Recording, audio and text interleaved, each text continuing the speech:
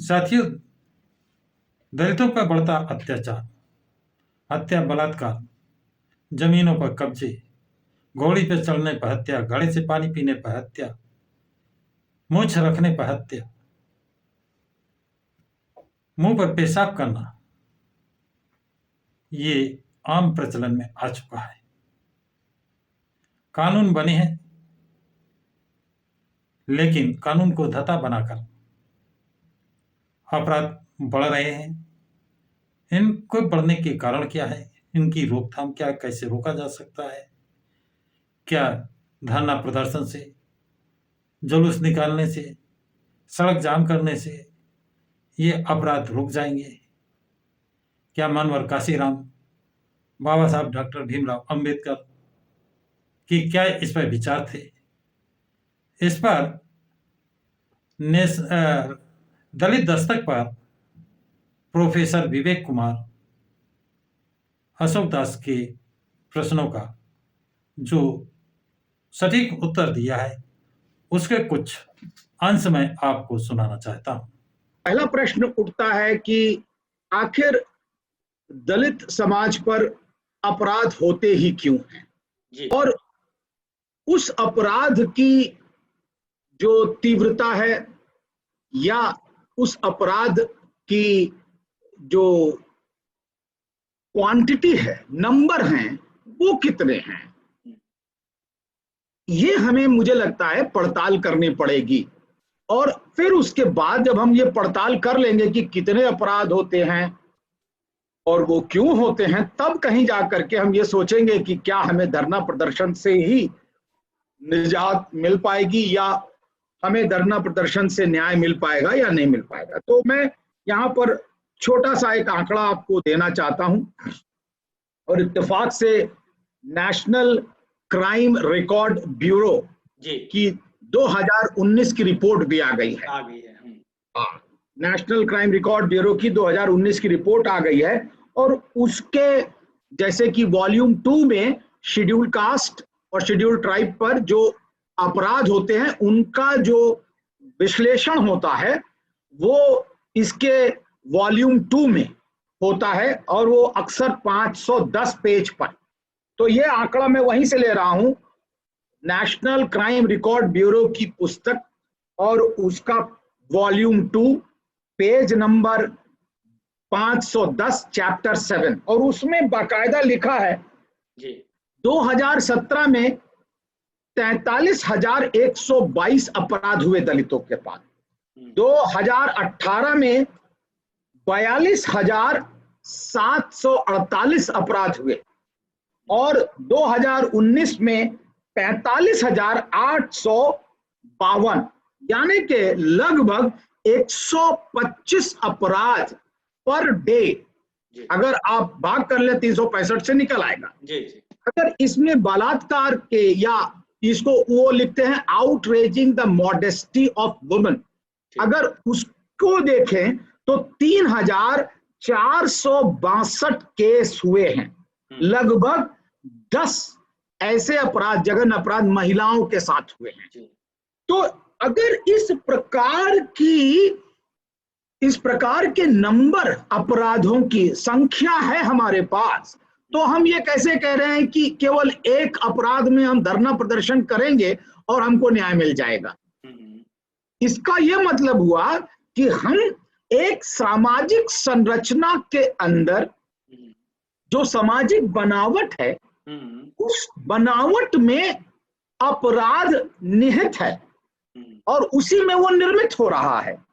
अगर हम उस समाज की बनावट से नहीं लड़ेंगे तो हमको निजात नहीं मिल पाएगा। पहला चरण यही है कि हम समाज को, क्योंकि मान्यवर काशीराम जी का ये प्रश्न था कि हमको प्रश्न उठाना चाहिए, हम धरना करेंगे, प्रदर्शन करेंगे, हमको न्याय भी एक तरह से कुछ लोग आ जाएंगे, साथ दे देंगे, लड़ लेंगे, लेकिन ये उसके बाद भी नहीं रुकेंगे। और इसलिए हमें ये प्रश्न उठाना पड़ेगा कि आखिर हम पर अपराध होते क्यों हैं। और मैंने कि पहले चरण में ही आपको बता रहा हूं कि अपराध इसलिए होते हैं क्योंकि भारतीय सामाजिक संरचना के अंदर ही वो छुपा हुआ है कि अरे दीनहीन, जो मलिन बस्ती वाले हैं, दलित हैं, उनको आप मार लीजिए, कुछ होने वाला नहीं। और वहीं से दूसरी बात है कि अपराध होते क्यों हैं, वो आती है कि क्या लॉ एंड ऑर्डर दलितों के पक्ष में खड़ा होता है या नहीं होता है। और इसीलिए संविधान जब बन रहा था उस समय बाबा साहब ने बाकायदा इंगित किया था, नहीं, प्रशासन दलितों के साथ नहीं है, और इसलिए हमें यह व्यवस्था करनी पड़ेगी। तो धारा 17 ही नहीं बनी, केवल अनटचेबिलिटी नहीं अबॉलिश हुई, 1955 तक आते आते बाकायदा अनटचेबिलिटी एक्ट बन गया 1955 में, और 1971 में सिविल जो डिसेबिलिटी एक्ट था वो भी आ गया कि इनके साथ रहेंगे, और 89 में आकर के इसीलिए शेड्यूल कास्ट और शेड्यूल ट्राइब अपराध निवारक कानून बना, जिसको लगातार शिथिल करने का प्रयास किया गया। तो अब आप ये देखिए कि क्या ये कानून विधिवत लागू हो रहे हैं, क्या शेड्यूल ट्राइब लागू हो रहे हैं या किया जा रहा है। इसलिए हमको ये देखना पड़ेगा कि हमारी लड़ाई सामाजिक संरचना से है, और दूसरी तरफ ये जो संघर्ष है वो इसलिए है क्योंकि जो न्याय देने वाले लोग हैं वो अपने आप को जो है इस तरह नहीं लागू करते, न्याय व्यवस्था नहीं लागू करते, जैसे कि इसी में देखा गया कि इतनी जघन्यता कि आप 2 बजे सुबह या 2:30 बजे सुबह किसी मृत की बॉडी को उसके परिवार को सौंपे बगैर आप उसको जला दें, उसका अंतिम संस्कार ना करने दें, तो ये तो जघन्यता की पराकाष्ठा हुई। तो अब आ गया ये दूसरा पड़ाव कि जिसमें अपराध जो हो रहे हैं वो जो कानून व्यवस्था है वो सहयोग नहीं कर रही है। और तीसरी तरफ जब ये कानून व्यवस्था जब न्यायालय में जाती है तो उस समय किस तरह का व्यवहार होता है। आपने भौरी देवी केस में सुना होगा कि कोर्ट का, राजस्थान हाई कोर्ट का क्या ऑर्डर आया था, और उन्होंने ये कहा बाकायदा कि एक पिता और पुत्र ऐसा जघन्य अपराध नहीं कर सकते, और भौरी देवी के केस में बाकायदा उनका एक्विटल हो गया था। तो इसलिए सामाजिक संरचना और एडमिनिस्ट्रेशन और न्यायिक व्यवस्था, ये तीनों मिला करके हमें शेड्यूल कास्ट को न्याय देने की बात करते हैं। अगर ये तीनों में नहीं होगा तो फिर आप कैसे न्याय ले पाएंगे।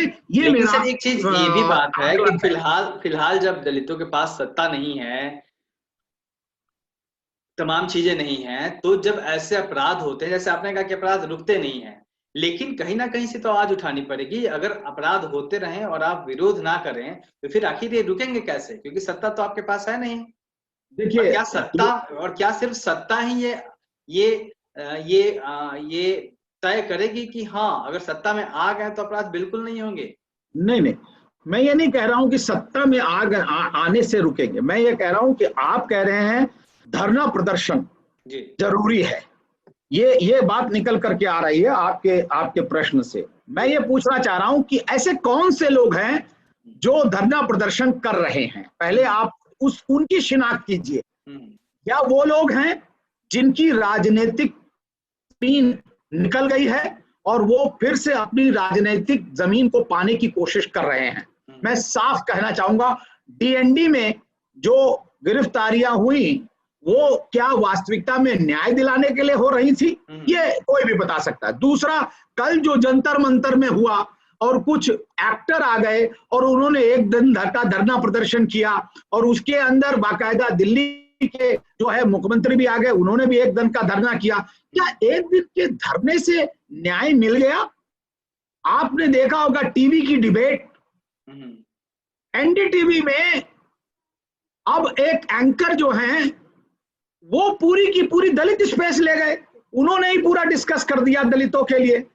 कल मैंने और भी देखा इंडिया टुडे की डिबेट, उसमें भी बहुत सारे लोग आए और उसमें नूरा कुश्ती होती रही। एक तरफ कांग्रेस के, दूसरी तरफ भाजपा के, तीसरी तरफ सपा के। और भाजपा में इतना भी कोई प्रवक्ता नहीं था कि जो दलित हो सकता, उसमें भी वो आपने अपर स्ट्रेटा का ही दलित के मुद्दे को डिस्कस करने के लिए भेजा। तो आप ये देखिए कि सब लोगों ने अपना पक्ष तो रख दिया, लेकिन वो दलित महिला को, दलित परिवार को, दलित जो हमारे दबे कुचले लोग हैं, क्या उनको ये न्याय मिला या उससे उस पर कुछ असर पड़ा?